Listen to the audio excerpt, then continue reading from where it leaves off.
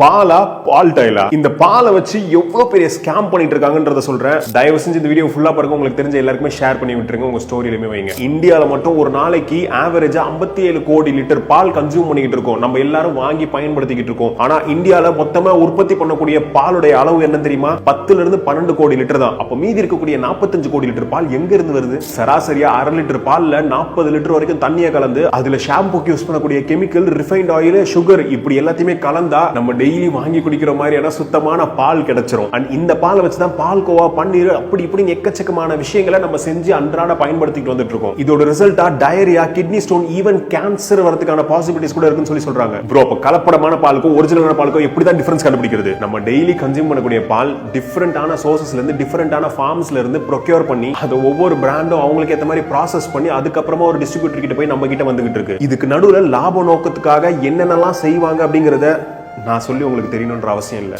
இப்போ ஒரிஜினல் பாலுக்கு என்னதான் பண்றதுன்னு கேட்டீங்கன்னா, உங்களுக்கு தெரிஞ்ச உங்க வீட்டு பக்கத்துல இருக்கக்கூடிய குட்டி குட்டி ஃபார்ம்ஸ், ஒரு மாடு வச்சிருக்கலாம், 2 மாடு வச்சிருக்கலாம், அவங்க கிட்ட இருந்து வாங்கி பயன்படுத்தும் போது ஓரளவுக்கு அவங்க தண்ணி கலந்தா கூட சுத்தமான பாலை பயன்படுத்த முடியும், நோய்களை அவாய்ட் பண்ண முடியும். இதை தாண்டி சுத்தமான ஹைஜீனான பால் உங்களுக்கு எங்கேயாச்சும் கிடைக்கும் தெரிஞ்சுன்னா கீழே கமெண்ட்ல சொல்லுங்க, மற்றவங்களுக்கு யூஸ்ஃபுல்லா இருக்கும். முடிஞ்ச அளவுக்கு இந்த வீடியோ எல்லாருக்குமே ஷேர் பண்ணி அவேர்னஸ் கிரியேட் பண்ண ஸ்டார்ட் பண்ணுங்க.